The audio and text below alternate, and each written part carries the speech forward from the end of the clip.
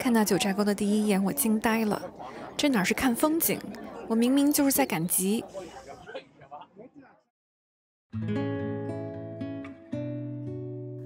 万幸没有被第一眼劝退。4天后，我由黑转粉，爱上了阿坝州。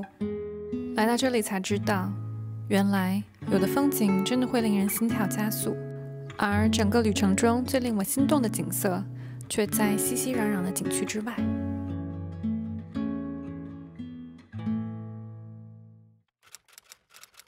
因为这一片河谷里分布着9个藏族村落，从而得名九寨沟。2017年，九寨沟发生大地震，关闭，然后限流到2019年。疫情后又被影响了3年，所以今年来这里的旅行人数大爆发，也合情合理。这也是我第一次和家人一起在国内旅行，既期待又紧张。九寨沟的景点呈 Y 字形分布，园内的大巴会在到达诺日朗中心后被随机分到左右一条支线。分享几个小 tips。第一，如果没座不用硬挤，下一辆车很快就来，坐车左边风景更好。第二，上午看 Y 字形的上部更美，下午看下部，如果时间短选右线。第三，尽量减少在诺日朗中心换车的次数，会很浪费时间。我们的车被分到了左线，于是从长海开始一路往下玩。长海是九寨沟海拔最高、面积最大的海子，可以沿着湖边小道徒步，但我莫名其妙地被附近的小摊吸引。30块钱加5-6分钟过后，我顶着这一头稍微有点不伦不类的小辫儿，出发去了下一个景点。五彩池体积很小，但绚丽多彩，能见度极高。因为有地下水和山泉的补给，终年水量充沛，冬季也不会完全结冰。在阳光充足的早晨和午后，色彩最鲜艳。五彩池到诺日朗中转站，再到五花海这一路，是整个九寨沟最挤的一段。挤到什么程度呢？我们一行5人排队上车，有3个人没挤上去。我的手背在拥挤中被蹭破一小块皮，比蹭破皮更肉疼的是挤丢了一副 Celine 的墨镜。无休止的拥挤，加上丢了心爱的墨镜，导致到了五花海，我的心情只能用暴躁来形容。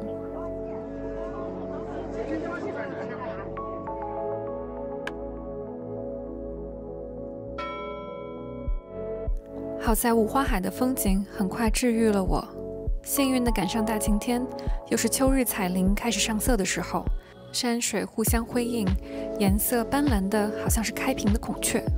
湖底沉积的矿物质和藻类，加上清澈的水质，让湖水随光线和季节的改变呈现出不同的光彩。沿着湖边栈道走上一圈，真的不能怪游客们太爱拍照，每一步仿佛都有迥异的风景和光影，谋杀了我相机里大量的内存。某一段，湖底沉积的枯木纵横交错，被碳酸钙覆盖着，有种神秘的银色光泽，仿佛一片魔幻的水下森林。这时候坏心情消失得无影无踪，如此景色，赔上一副眼镜算什么？什么北美的国家公园，什么瑞士的森林湖泊，跟它相比简直相形见绌。而这样梦幻的地方，竟然离北京直飞只用2个小时。Where have you been all my life？ 也许这样的风景就是不适合太早看到，否则哪还有再去追逐其他风景的动力？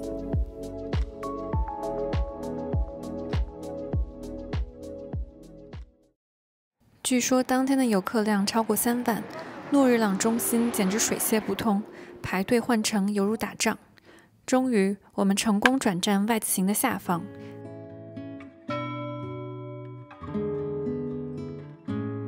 这一段因为徒步比较多，终于摆脱了游人如织的感觉。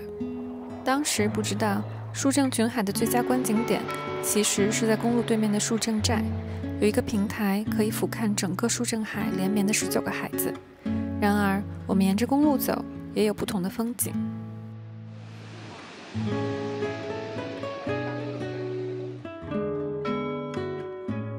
双龙海因为湖底2条蜿蜒的钙化堤坝像2条交缠的龙而得名。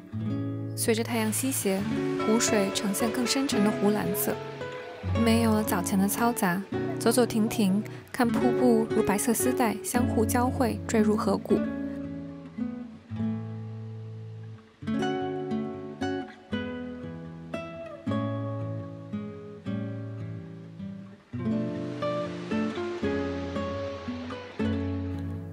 沿着栈道往下游，轻松地走上1.5公里，就到了整个九寨沟我最爱的景观——芦苇海。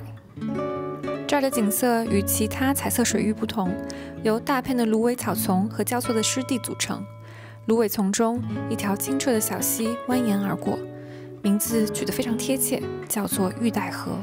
它一定不是九寨沟最美的一片水，但我偏爱它温暖中带着清冷的气质，爱它细水长流的温柔。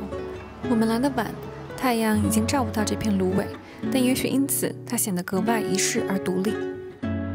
九寨沟第一天就此结束，从10点半到5点，没有吃午饭，不走马观花的话，一天也不过能看到园里一半的风景。于是更庆幸在行程中有时间再进一次九寨沟，查漏补缺。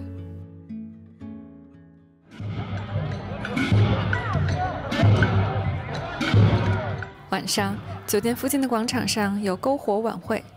九寨沟的所在地是阿坝藏族羌族自治州，所以有当地的藏族、羌族的民俗表演。羌族女子们正弹着类似琵琶一样的乐器。相比藏族，当地的羌族人口会少很多，和汉族跟藏族都有深厚的历史渊源，也有自己独特的文化和语言，但没有文字。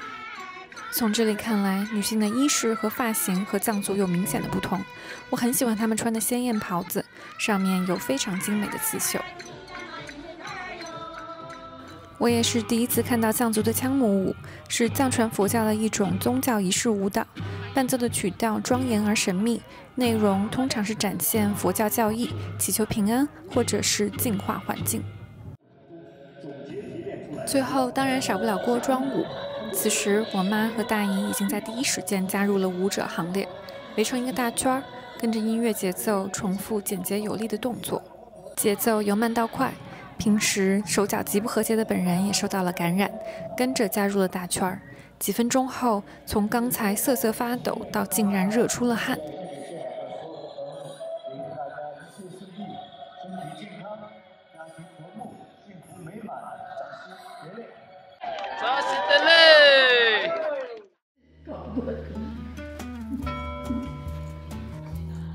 跳完舞，大家都饿了，选了附近的藏族风味餐厅，酥油茶、牦牛肉、牦牛酸奶、青稞酒、青稞饼，几乎都是第一次尝试。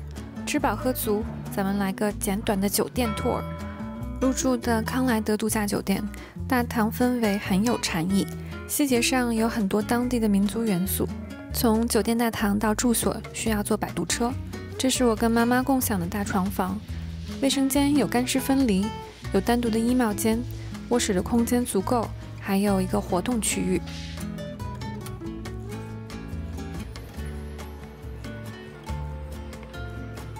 美中不足，装修和家具的细节上略有粗糙陈旧的地方。整个住宿过程中出现了一些卫浴和厨房的功能问题，但都得到了及时的解决。第二天旅程继续，但这天晚上我焦虑不已，到底是为什么呢？下次再分享。